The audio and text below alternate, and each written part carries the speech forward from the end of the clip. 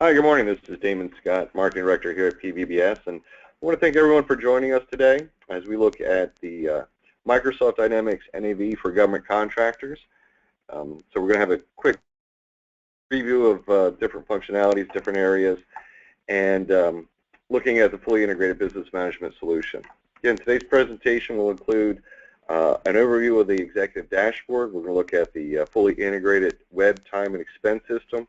We'll talk a little bit about project setup, including billing setup and managing funding. We'll try to cover some invoicing and invoice formats, and hopefully we'll have time. We'll get into managing indirect rates as well. So a little housekeeping to go over. Just to let you know, this webinar is being recorded, and it will be posted to our PVBS YouTube account later today. If you have any questions as we're going through the webinar, please post those into the question section, and we'll try to get to those as we go along. If we cannot get to your question right away, we will try to save a little time at the end of the webinar to get to it. If not, we'll just have to contact you separately. Also, later today, you should receive an email invitation to take a post-webinar survey. We would really appreciate any feedback that you could provide for us. We definitely want to make this a better learning tool for everyone. So please take a few minutes and answer a few questions for us. We do appreciate that. So the agenda for today's webinar includes a brief introduction about PVBS, and then we're going to jump right into the demonstration of the product. Again, if we're able to, we'll answer questions as we go along, as long as they pertain to what we're talking about at that time. So again, we'll try to save some time at the end to answer questions. So a little bit about PVBS. We are a top-tier Microsoft Business Solutions partner serving only the government contracting market. Our headquarters are just outside Washington, D.C. in Reston, Virginia, giving us a unique access and insight into the GovCon community. Also, as an experienced leader with over 14 years of success in the government contracting market and an intelligent innovator with Microsoft systems, PVBS is a direct resource to both government contractors and the Microsoft communities. Microsoft Dynamics NAV for Government Contractors from PVBS is a rich, robust accounting solution. It's compliant with federal rules and regulation, provides complete integration and ease of use, and PVBS were driven to develop excellence in providing the most comprehensive solution to our customers and our partnership channels. So with that, I'm going to turn everything over to our featured presenter, Mr. Paul Skorupski. He's our VP Sales and Marketing, one of the founding members here at PVBS. Paul, welcome and thank you, and I'll let you take over, sir. All right. Well, good morning or good afternoon, depending on where you are in the U.S. today, and thank you for attending our webinar. I'm really excited to present for you guys. My background is in process reengineering and enterprise systems, and been working with government contractors for the last 15 years. The solution we're going to show, like Damon mentioned, is Microsoft Dynamics NAV. So Microsoft's got 4 different accounting products, with NAV being the leader on the mid-market side. So when I talk about being the leader, really it's in terms of the scale and number of users of the system. So today there's more than 120,000 customers that use NAV to run their business today. There's 4,000 certified partners like PVBS that are delivering those solutions for Microsoft, and there's over 2 million licensed users. So I've been working with Dynamics NAV since the late 90s, and have really been excited and impressed with the evolution as Microsoft has put their touch on the solution. Microsoft doesn't go direct to companies as it relates to their business software. So they work through a partner channel, and NAV in particular is very vertically focused. So the solution, it's designed to meet the needs of almost any business, at its core, but it's that last 5% that is unique to the business that really partners provide their vertical expertise or vertical capabilities to the solution. So as a Microsoft partner, PVBS's focus is on government contractors. So our clients, they range in size and also the type of work they do for the federal government. So our clients are not only providing professional services for the government, some of them resell products, some of them also make products. So that's kind of the business model. And Damon had on one of his slides, it said, certified for Microsoft Dynamics. So what that means is the solutions that we bring to bear for government contracting on the NAV platform, they're actually submitted to Microsoft for testing and certification. So a little bit about NAV. So I mentioned that I've been working with it since the late 90s. The product's actually been around since the late 80s. And Microsoft acquired this company in the early 2000s. And really what we've seen is since 2009, Microsoft has put their stamp on the solution. The first thing with 2009 was to really make it look and feel more like the rest of the Microsoft suite of products. And then 2013 continued to enhance that experience and continue to leverage other Microsoft products, such as, leveraging SharePoint, also being able to access via a browser versus the full client, which we'll show today, and then continue to improve that experience with Office 365 and Microsoft's web platform, which is Azure. With 2015 came the tablet experience, so it's not only able to access via a laptop, but also a tablet, and then working with improved document management and Power BI. 2016, which has recently came out, has added some additional capabilities, and I'll go to the slide specific to 2016. And what 2016 has provided is improve that experience with Office 365, and we've seen that a significant number of companies are making that switch from a local version of Office to Office 365. There's a little box here that says Windows. So Microsoft has continued to enhance the user experience to say that you can access it from any type of device, from your desktop, from a browser, from a tablet, and now with NAV 2016, there's an app so you can access it via a phone. And it's not just a Windows phone, it's also an Android device and iOS, the Apple platform there.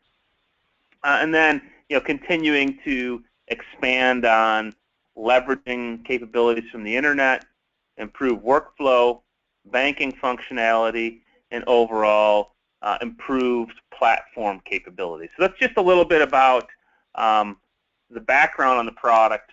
And now what we're going to do is we're going to hop into the solution and show you a little bit about how companies are using it today and general capabilities. So today is not meant as a presentation to cover every aspect of the system. It's meant to introduce you to it. If you have further questions, we're happy to have an in-person presentation or a web presentation specific to your business. All right, so what I want to do is, before we hop into the demonstration, one of the things that will help us to really focus the presentation is to get an idea of what are people looking to improve in their business. So Damon's going to put up a poll that's going to ask you to provide some insight into, for 2016, what are those areas where you're looking to make improvements in your business? So that poll's open, and we'll leave it open for about a minute to give us a little insight into where you're looking to make improvements in your business. Is it to provide a more integrated solution, improve reporting for your business, automation of manual tasks, or maybe it's compliance?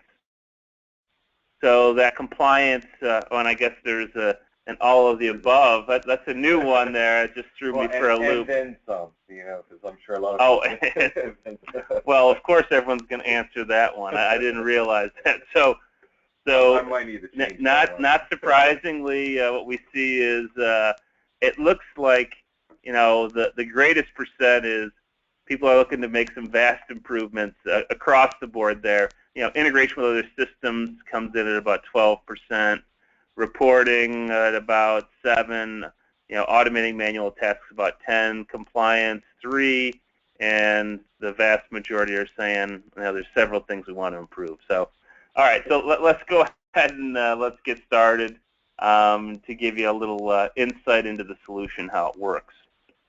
So what you're seeing here is you're seeing the home page of Microsoft Dynamics NAV.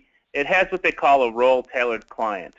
So the idea of a role-tailored client is based on an individual's role, the home page is laid out a certain way. So I'm logged in as an accounting manager, and I'm seeing information that's relevant to my role. So invoices that need to get created, expense reports, and timesheets that need to be processed. Each one of these stacks or queues allows me to drill into it to see what's behind that. So when I drill into the expense reports not processed, it shows me a list of all expense reports that were submitted and approved, but they haven't been transferred over to AP yet. So I can actually open up that document. I can look at all the details of, what's been charged, the type of charge, the cost of it, and then I open up my approval box to show, who approved it and when did they approve it, and then any type of attachments or receipts associated with that. And I'll show you later on actually how you create an expense report. But the idea is these stacks or visual cues allow somebody to see from a workflow perspective what's remaining to be done. Microsoft also has some standard charts that are available, so as a user you can decide what type of charts you want to have on your home page. So these are some of the standard charts. I'm showing my current balance per bank account. One of the main reasons is Microsoft has put a focus in 2016 in improving that banking experience. So integration with certain banks, not only to help to reconcile, but also to process transactions that might come through your bank card. Integration with Outlook, I'd really call it more of a linking mechanism.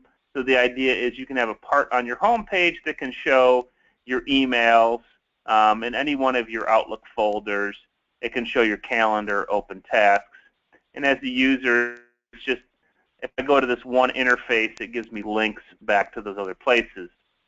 On the right-hand side, this is really a focus on things that are specific to me. So it says My Job Queue. So these are reports that have been scheduled to be run by me.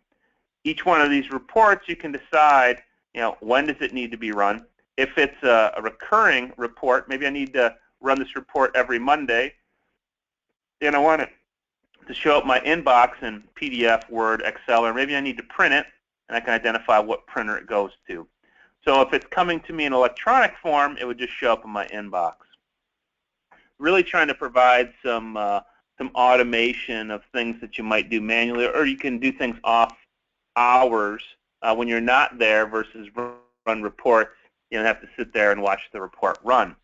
Top right-hand corner, this gives the user the ability to manage a list specific to me. So in this case, in my demo system, you can see I've got probably 25, 30 different jobs. Well, the ones that I go into in most presentations are these 4, so I just put them on my home page. So as a user, if these are the 4 jobs that I'm responsible for billing each month, I put them on my home page, easy to remember, easy to get to. How it's easy to get to is I just take one of them, select it, and just double-click, and now it launches that job record. And I'll show you all the details a little bit later, how to set one up. But while I'm here, I do want to quickly touch on the status box because this is something that's used across the application. And what the status box is for is, instead of me running a report to access information about contract and funded value, or hours or AR balance, I can see it right on my home page. So I don't need to run a report. It's giving me real-time information regarding this. Any one of these values that I want to analyze further, so AR balance of 8,200, I can drill into that number. When I do, it takes me into one of the sub-ledgers. So in this case, it takes me to my customer ledger entries, or open AR. And you can see, actually, if you look up in the ribbon, it shows me that when I drilled into that, the system set a filter to only show jobs for 1002, that's the job I'm logged into, and only AR that's open. So now that's how the system knows which ones to identify. Each one of these records I can continue to analyze. So if I select one of them, I could look at the original invoice. So if I hit Show Posted Document here, it shows me the invoice that I sent to the customer. I could reprint it or email it from here. I can also, we were talking about the AR, and the original AR amount was 1,600. 672 is left, which means there was some kind of partial payment or credit. And if I drill into that 672, it shows me the history of what happened. The original AR, in this case, a payment was applied for $1,000. And then I can navigate and look at the details of, when we applied that cash receipt, what bank account did it go into, what GL effect did it have, so I can get to all the details behind that main transaction. So from an analysis perspective, it really makes it great for an end user. To get an idea of so that's kind of some general things about the home page. To get an idea of the breadth of the application, I'll go into the department list, and you can see all the different modules that are built into the system. So it's everything from financial management, which is the GL, cash management, payables, receivables, cash flow, fixed assets, even inventory. So if you manage any inventory, the system can help support that. Sales order processing, purchase order management, project accounting is where we'll spend a lot of our time today. But you've got a full breadth of capabilities across the organization here. So this is the way to think about this. This is kind of where oftentimes the back office people live. So everybody that's entering data into the system. You can also give access in a read-only fashion to other people. So oftentimes clients have their project managers or project analysts. Give them access to certain projects where they can come in and they can look at the details about the project, status, documents, notes, run reports against it. So that's another way that people get to information. And what you'll see is that each one of these modules has its own set of reports. So those reports, again, can be made available to any type of user. The second thing we're going to get into today is we're going to get into the time and expense side. So for our clients that are professional services related, this is the place that all of your employees are going to enter their time, enter their expenses. If you have heavy material requirements, maybe you want to do purchase requisitions that are driven from employees, and then finally approval of those different types of documents. So this is the second place that we're going to go into in today's presentation. The third place we're going to cover is different types of reports. So what you find is that in systems like this, I've been working in accounting, ERP software since the early 90s. And one of the things that I've seen is that it's gotten a lot easier to get information in, but one of the challenges is how easy is it to get it out. So like I mentioned, reports that you can run, giving you more online access to data. And then one of the things that we did about 5 years ago is that a lot of our clients, they wanted to get information into Excel without having to rekey it. And one of the things that Microsoft made possible is the ability to connect, you can see under data, connect to the back-end database into what we call analysis services, which is a data cube technology. So what it does is it takes not every data element, but certain data elements, it makes it available to a user, in this case via Excel. So this is what we did 5 years ago. And what it allows me to see is things like an income statement by project, by task, labor analysis, cost analysis, burn rate report. So if I select one of these, and we'll go ahead and select that labor detail, and now what it shows is for the period that I select, Microsoft calls these slicers, and also the job and tasks, it's giving me a monthly count of how many hours were charged to this project and range of tasks by person. So I see all those details here. The GL detail, this is going to show me for a particular job, what are the elements of cost? So it's like just a costing report. So showing me my direct labor dollars, ODCs, subcontractors, indirects, total cost by month. My project spend is going to combine some of that costing data with details about revenue and funding. So now, similar idea, I select periods and projects, and now I'm seeing each month the revenue per month, my operating expenses per month, including the indirects, net income or loss, and then also what was spent. And you can see each one of these cells that I click in, there is no value that was keyed in here. It's just looking into, in this case, the job cube at a measure called total spent, so that's the spent line, filtered by these filters that I set here. Now over to the right is some basic charts showing me for the past 6 months, what is that trend of funding that's been burned? And then based on the last 3 months, it divides the average of the last 3 by remaining to give me an indication of how many months of funding, if we continue at the same pace, are available. So this is a set of what we'll call operational views. There's also a set of financial views, so showing me a trend of revenue, profit, and AR, balance sheet with key metrics over to the right, income statement, cash flow, and then for clients that need to closely manage their indirects, they're always looking for more visual ways to analyze where their rates are running, provisional versus actual. So this is showing me a monthly trend, and then this is a current period and year-to-date view of that same type of information. So just giving people the ability to access information, without necessarily getting into the accounting system. So in addition to some of these standard or canned views, you also have the ability to build a query yourself. And this will give you an idea of the type of measures we track and how it works. So what you're seeing is, over on the right-hand side, these are measures that we track. So things like budgeted hours and revenue dollars, budgeted total cost. The job ledger is your historical job or project data. So AR and its different buckets, or billings, hours, labor costs. So anything you want to analyze, you can just drag and drop it into the value section. So I'm showing hours. Another thing that's interesting people like to look at is unposted hours. So these are hours that are in the timesheet system that haven't been processed by accounting yet.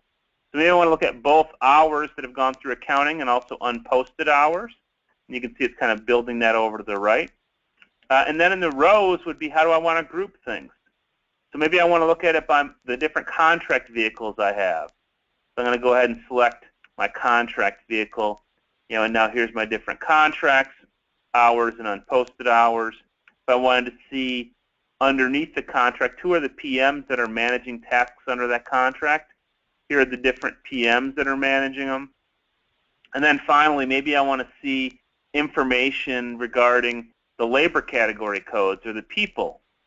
So I would grab that as a particular measure that I want to analyze. So it's a way that someone can kind of query things and build a view on the fly. So that's a little bit about how you can access information.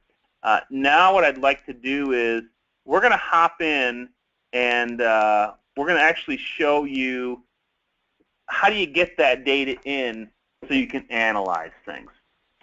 All right, so I'm going to get into a job, and I'm going to show you a couple different job types and how they work.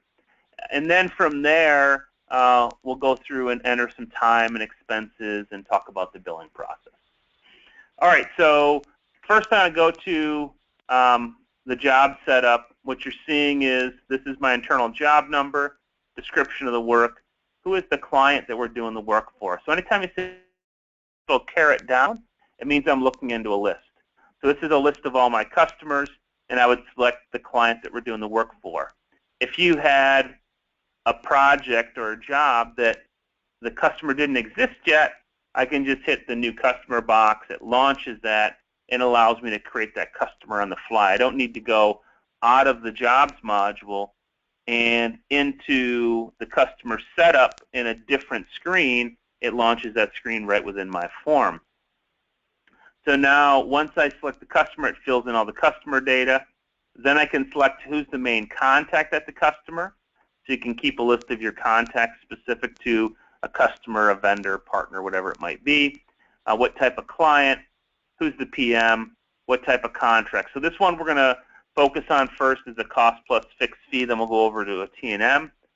Then I've got my period of performance, any type of certification code. So for folks that need to insert at the bottom of the invoice that they're certifying its accuracy and, as the controller of the business, it's a way that that can get added to any type of invoice. When we go to the posting tab, this is like the financial guts of the setup. So this is telling the system what department owns the work being performed here. The system can support revenue and costs going to the department from the job card, or it can come in the person's home department. In terms of recognizing revenue and billing, what is the formula you're using for that? In this case, because it's a cost plus fixed fee, the billing pool group is related to your cost pools or indirect rates. So this is where you're telling the system, what are you using from a billing perspective on your indirects for this job? So you could use your corporate rates, or you could have a rate structure that's specific to that job. And then you can also have the actual rates themselves be job specific. So we call those budgeted rates. The fee percent, this would be on a cost plus fixed fee. What is the fee that you're applying? In essence, your profit. You can set up different codes, assign the code to the job, and now that tells the system what fee to apply from a billing perspective. Then finally, any type of withholding. On the contract tab, this is information about the contract vehicle the work is being performed under. So when we were in that reporting screen and we showed what was the hours by contract, this is how the system knew the contract vehicle. Any type of other contract, contracting office, and paying office. So this is kind of like the top level of the job. The next level down is built out within your WBS or work breakdown structure. So this WBS is a 60-character alphanumeric field, and what you're able to see when I expand this is that on each job you define the level. So it's not corporate specific, it's job specific. So some jobs might go to 1 level, 2 levels, 3 levels, etc. A couple things to mention about the WBS levels. Each one of these levels, you can set the funding at any level. So in this example, I have funding set at level 2. And what this means is I've got a line here, it's highlighted, it says requirements. So this contract value of $2.7 million, and I guess a little under that same contract value, what's funded, this is only available, this funding, for requirements. If I had set funding at this top level, 001, what that would mean is any task that started with 001 could use that top level funding. So that's how the system knows how to apply the funding from a billing perspective as it's used. Then I can map any of these to a certain acronym or CLIN. This funded value here, in this case, let's go back to the requirements of a little over $2 million. This value could be made up of one or multiple modifications. So you have the initial funding that came in. I've got some mods over time. You're able to continue to manage and add these as needed. So if I needed to add another funding mod, if I hit function F8, it just copies the line above it, or I could just type it in. I like to copy, it makes it faster. From here, I'm putting what is the effective date of the mod. So I can use my calendar, and say that maybe this mod was as of the 10th, or if I put T, it'll put in today's date. So a couple different ways to, again, make it easier to enter data. So we'll just go back and say it's the 10th. And what was the change in contract and funded value from this mod? And we'll just say that it was $200,000. I put 20,000. Let me add a 0 to that. 200,000, and it's fully funded. So now, once I accept this change at the WBS level, what you're going to see is that the overall job gets updated, and also this WBS line gets updated. So we're going to say OK here, and now you can see this 15.9 and 15.7 million of overall contract and funded value for the job. And if we go back to that requirements, now it's up to 2.9 million. So easy for a user to enter the detail. System rolls it up to each successive level. If you have any documents associated with that change, or any documents in general, the system can either use document links, or if you're a user of SharePoint, the system allows you to put, in essence, like another part here, which is a SharePoint part that allows me to drag and drop documents or emails against it. So it's a way that if you have documents you need to manage, makes it much easier for a user to manage those documents. All right, so let's go back to that WBS and talk about some other things that are built into the WBS. So we've talked about contracted funded value, acronyms, and CLINs. Now you can see these couple check boxes expenses. And we'll highlight that requirements line. And what you're seeing is one says visible on timesheet, one says visible on expense or requisition. This is how the system knows how to limit the availability of charge codes based on the type of charge code. So requirements, we don't want anyone to charge any expenses to this, but you can charge time to it. So at the global level, that's how the system knows whether it should be available on a timesheet, expense report, both, or neither. The next thing is defining who within the organization can see it. What is that labor workforce that can see this particular charge code? So membership defines who can see the charge code. When I select that, that membership allows me to create a team or a code that I assign to people, and then anyone that's in that group can see it. You can also create restrictions beyond that. So the system prevents people from charging outside the period of performance.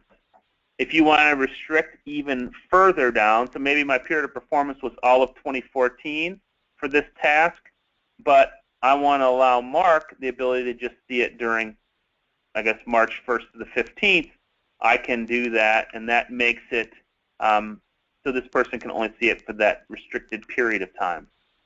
And then time and expense and requisition approval hierarchies, you can build them yourself, and there's no limit in terms of the number of approvals as part of that process. So that's kind of how you're creating the structure of the project and building that out.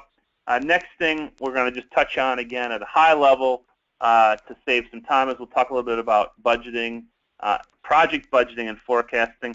The system has budgeting both on the general ledger side and the project side. It allows you to build a bottoms-up budget. So I can actually build my project budget and then copy all the project budgets over to the general ledger. When I build a project budget, a couple things to note. One is you can have an unlimited number of budgets. Two is you can create a 1-month budget, and then there's a copy function that can basically replicate that budget in the out month. It also looks at what are the available hours for a resource, so you assign a work calendar to each person so the system knows how many available hours do they have in a month. So each company thinks about that different, so you can set your own specific work calendar. Now let's talk a little bit about, now I've set budgets. Now we're starting to record costs against the job and bill it. One of the other things you might want to do is set some alerts in the system. So these alerts can be set at any level of the WBS, and it can compare either the spent or billed value to the funded or budgeted value. Based on when a condition is met, so you're going to put in a percent, when that condition gets met, the system will trigger an email out to a PM, a task manager, or just send an email to someone you randomly copy on that. So each night a process runs that allows you to trigger that email being sent. So that's a little bit about a cost type project. I know we've got a lot of people that also have firm fixed price and T&M, so I'm going to cover a T&M and we're going to skip over the fixed price for today. So with the T&M, I'm not going to go through all the aspects of the WBS. I'm just going to touch on how the T&M labor gets billed. So on a T&M, your pricing, instead of it being a cost buildup, you've got all that defined within the T&M bill rate. So when I selected my resource prices, you can see again it filtered it for just this job, 2025. So these are my bill rates by labor category and period for this particular project. So let's go ahead and let's choose one labor category code. So I'm going to filter to my consultant one labor category code. What you're seeing is, by effective date, labor category code, what that bill rate is. The next thing is that each person has a corporate labor category code, but by job, that labor category code could be different. So we'll just keep these both open at once so you can kind of get a sense of how it works. So now I've got individuals over to the right that are defaulted to that consultant one labor category code, so the system knows based on the effective date what the bill rate should be. this starting date or effective date can be any day. It doesn't need to be the beginning of a month. It doesn't need to be the beginning of a payroll period or a timesheet period. It can be any day. Any information you want to send to Excel, you just hit Control-E, or I can choose the Send to Excel option. It's going to send that data off to Excel, and then let's just go ahead and look at it in Excel. And what you see in Excel is that it looks and feels just like the information inside of NAV. It also date and time stamps it, so if I wanted to refresh this at a later date, it would pull in whatever the latest information was from inside the accounting system. If I wanted to make some type of addition inside of Excel, so I just added these 2 lines in Excel, I can actually create those lines in Excel, and let's go ahead and copy them. And you can actually copy and paste from Excel back into the accounting system. So anytime you're in a list or a ledger that's entered in that list or ledger, you can actually copy and paste to and from Excel. So this is probably a good time. I wonder, who are the folks that are using the different Microsoft products? So we talked a little bit about SharePoint and Excel, and actually we talked about email, I think. So we'd love to get an idea of the folks on the phone. One, are you using different Microsoft products, including Office 365? So we're going to give you about a minute to vote on this, and then we're going to get to the next step in the process to talk a little bit about the timesheets, expense reports, and billing. All right, so it looks like we've got about 50% voted, and we've got 30 seconds left here.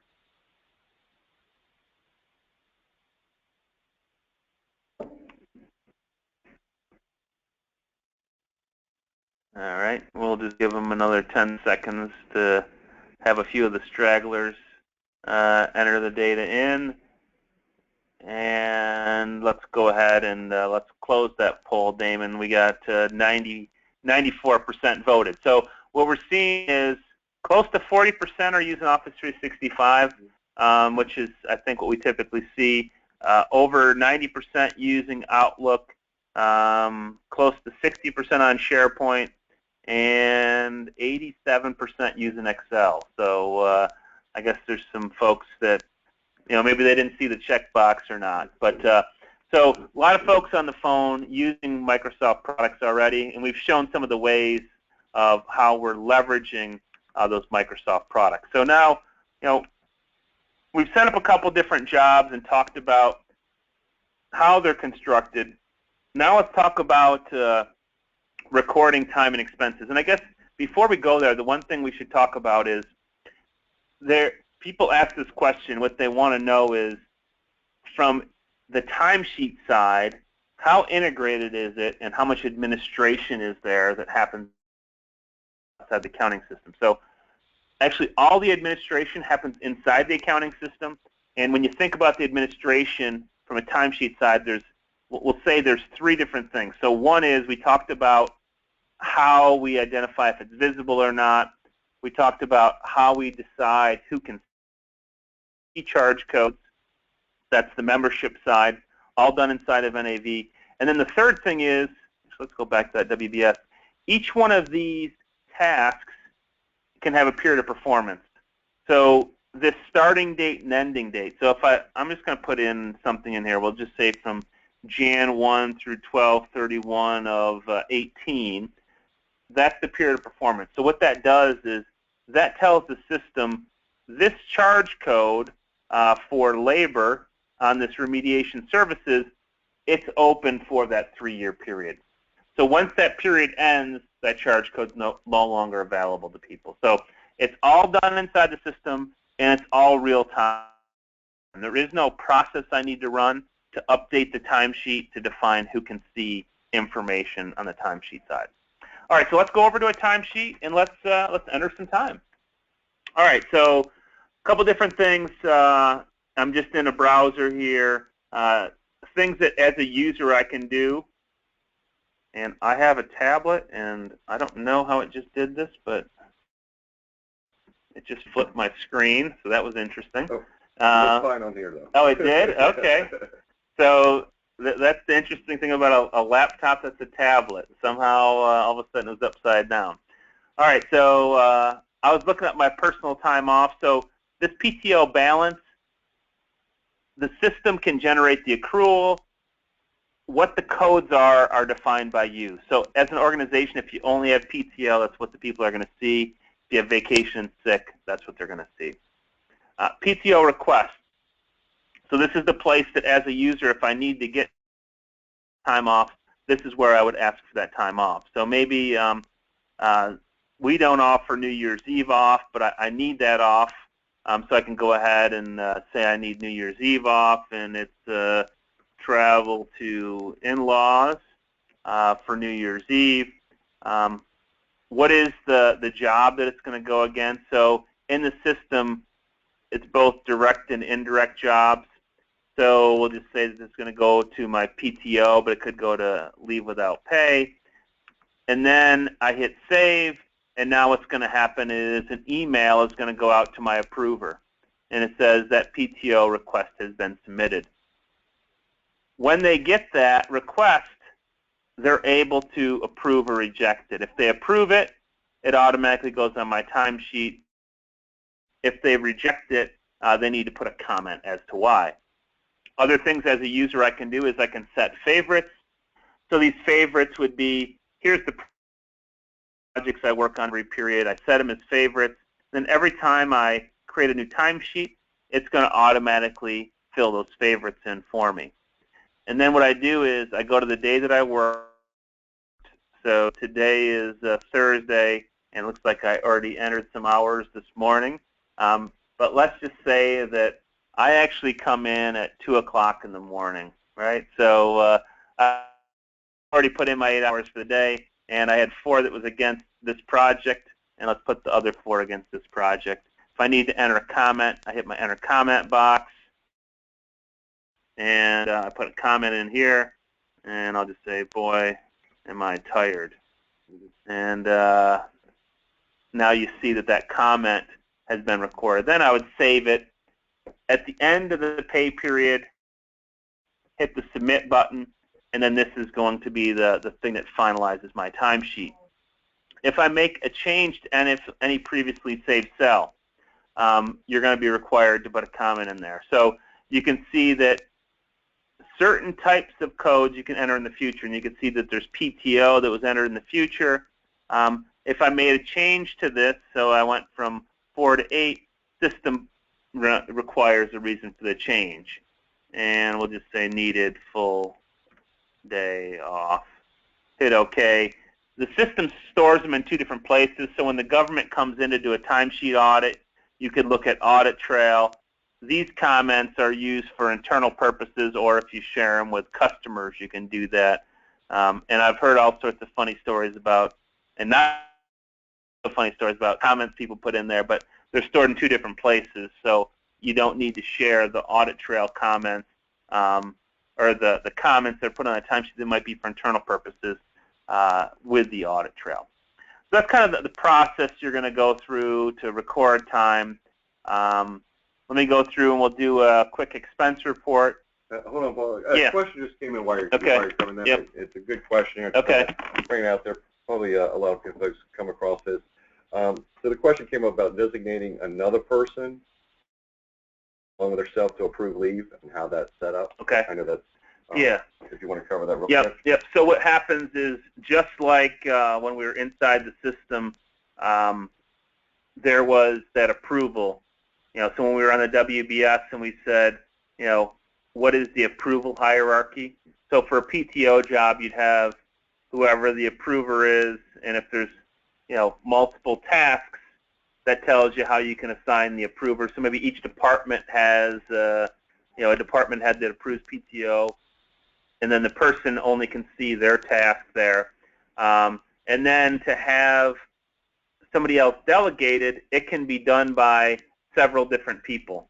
So that delegation can happen either, so when I'm in the approval screen, you can set somebody else as your delegate. So I might delegate Damon to approve my PTO because I'm going to be out, or from an administration perspective, someone can set, someone else as a delegate. So you have that ability to delegate and then also approve on behalf of somebody else, whether it's timesheets, expense reports, time off, or requisitions. All right, so we're going to hop into expense reports and talk a little bit about how you create one. So we're going to go ahead and we'll add a new expense report. I'm going to put in the period that I traveled, and we'll just say that it was from the 13th and got back today. And lately, my favorite spot to travel to is Alabama, so I'll go ahead and put travel to Alabama. And now it creates my expense header for me here. From here, I can just add expense lines or travel based on per diem. So if I use the per diem travel, I would choose the state that I went to, the destination. So I can either type that in, or I can just choose from the drop-down list, and then also choose the county. So we'll choose that from the drop-down list. Hit next, and now it's what was the period I was in that specific location. So we'll just say I was in that location for the whole time. The particular job that it's going to go against, the WBS code that it goes against. So we'll send that to our travel charge code. Where does lodging go? These codes here map the GL account, so it's all defined by accounting. And then our meals went against per diem. You can see it shows me the different elements of per diem. I click next, and now I'm going to finally put in what was the actual room rate, how much tax, hit finish, and now it's going to create my expense lines for me. So it handles the 75% first day and last day on my meals and incidentals. If I have any receipts, I would attach documents here. And then from there, if I had any other type of costs that were outside of that, so airfare, mileage, whatever it might be, I would just add lines to the expense report. So let's go ahead and just let's add some mileage real quick. So we're going to choose, actually this was against the other project, so let's put it to the same project. Otherwise someone's going to probably reject it. So when we choose the expense category for mileage, what you're going to see is when I put in my distance, so maybe it was 30 miles to the airport, it actually does the calculation for me there. So I don't need to, I don't need to know as a user what the current mileage rate was. So we'll just say travel to airport as my note. Click Save, and then finally I'm going to go ahead and submit this. And then once I submit it, it's going to send that expense report to my approver and make it available for approval. When we go back into the accounting system, what you're going to see is that expense report that we created, and if I could type expense right, it would actually pull it up. So we'll pull up that list of expense reports, and we go down to the bottom, and here is the details of the expense report, who needs to approve it, so it shows that it's been submitted to them for approval. Once it's been approved, that status goes to approved, or if it was rejected, it would switch it to rejected, and then any type of attachments related to it. So as a user, I don't need to look up per diems, I don't need to look up the mileage rates. All that is loaded into the back-end tables. So when GSA, they produce that, the per diem table for your CONUS travel, you just have to download it into Excel, and there's an upload to NAV. And then as an accounting person, I don't need to rekey any of the stuff. I just review it after it's been submitted and approved. All right, so that's a little bit about the expense process. I'm going to touch on time process, just really brief, just so we can save some time.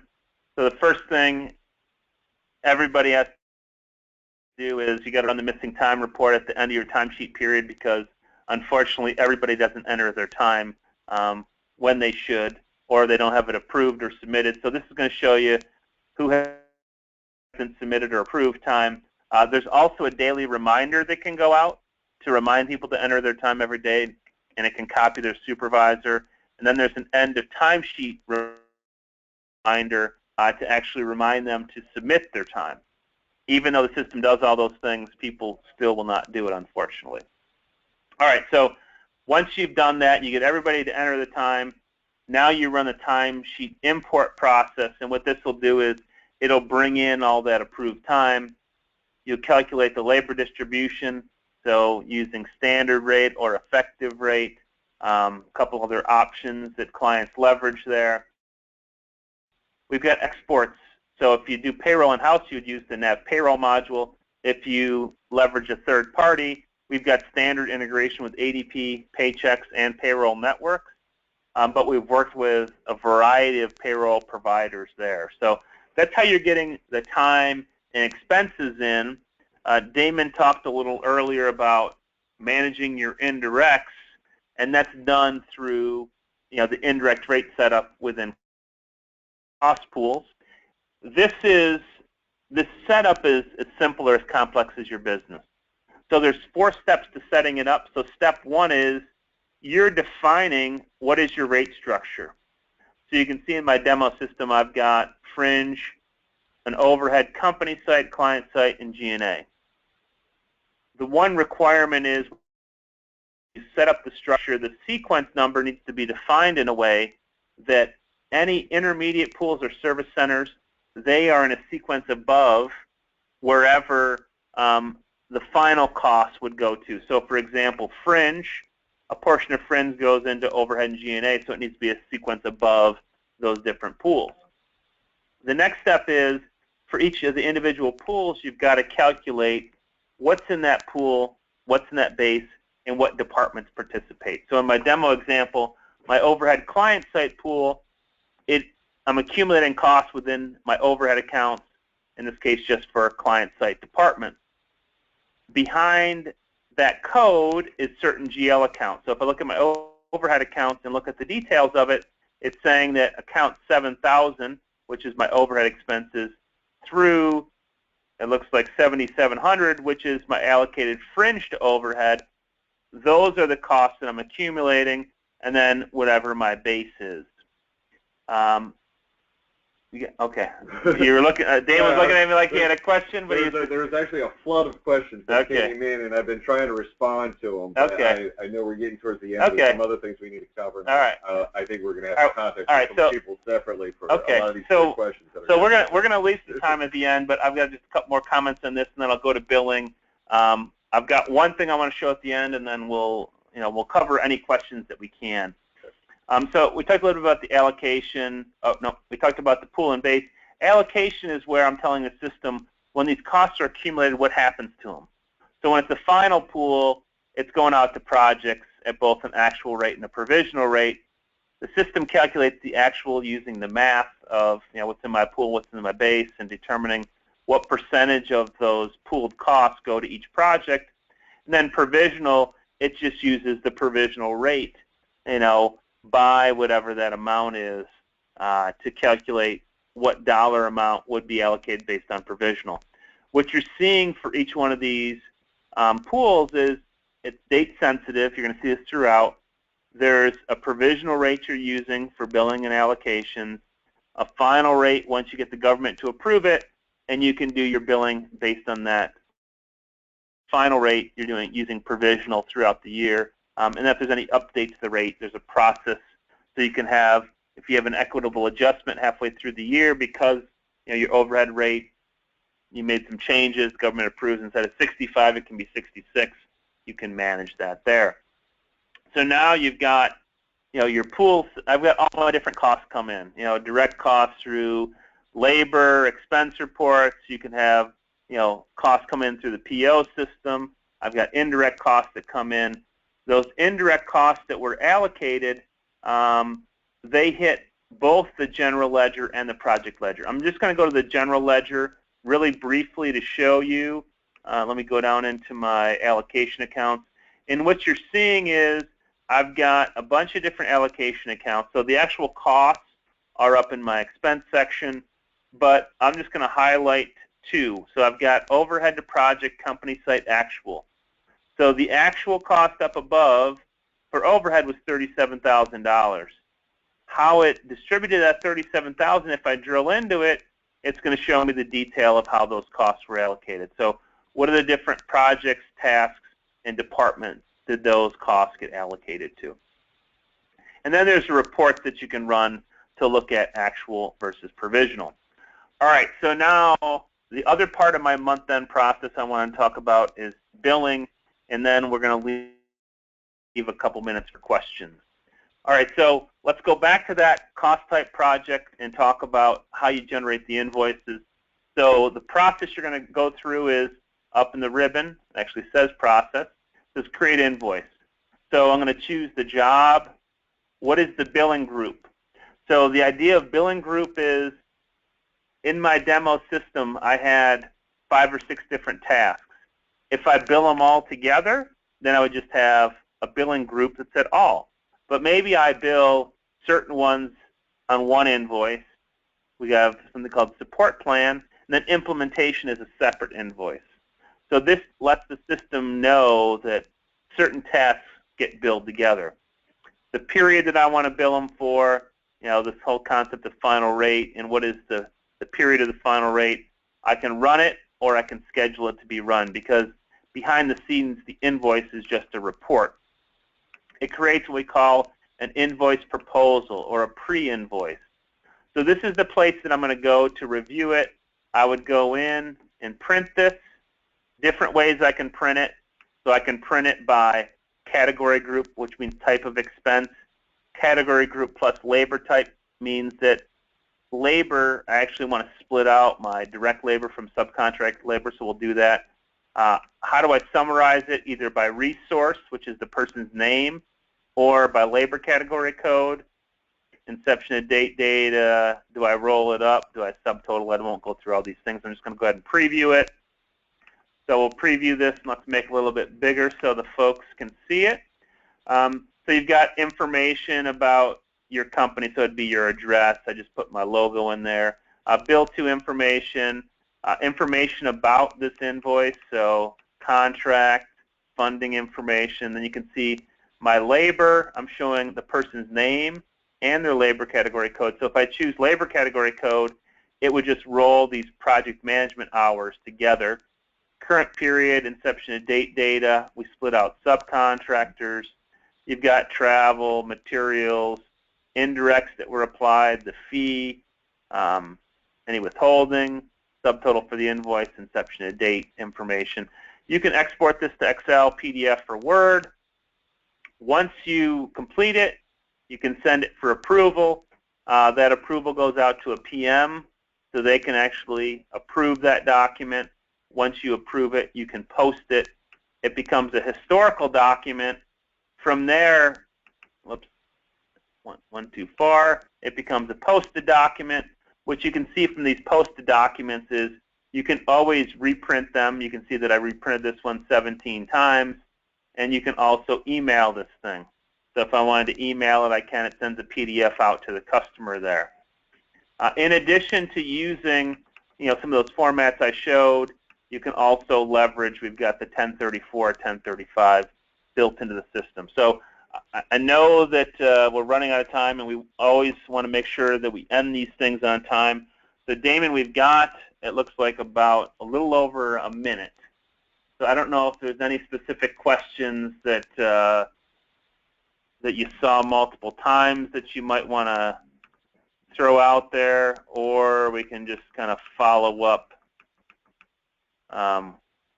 with folks. Yeah, a lot of the questions kind of pertain, I guess, to the folks individually, how they're using the system. Okay. So that's why I was trying to get into these questions, but a lot of them are more individualist than in general. Okay. So. All right. Well, what we'll do is we'll follow up with folks on the phone with the individual questions. I'm looking at some of them, and there's questions about time frame and cost, and those are better as individual questions. I see one that says, can you create custom fields, for projects and clients? And the answer is yes on that. So each client can have their own client-specific fields, but probably instead of rushing through them, the best thing to do is we'll just follow up with you, answer those questions, and I think they've got our contact information if they want to ask any other ones. But absolutely. This is our last webinar before the new year, so I personally just want to say thank you for everyone for attending, and may you have a happy and healthy holiday season and a happy and safe new year. We appreciate clients for their business that are on the phone, and for any future clients, thank you for considering us. Have a great afternoon.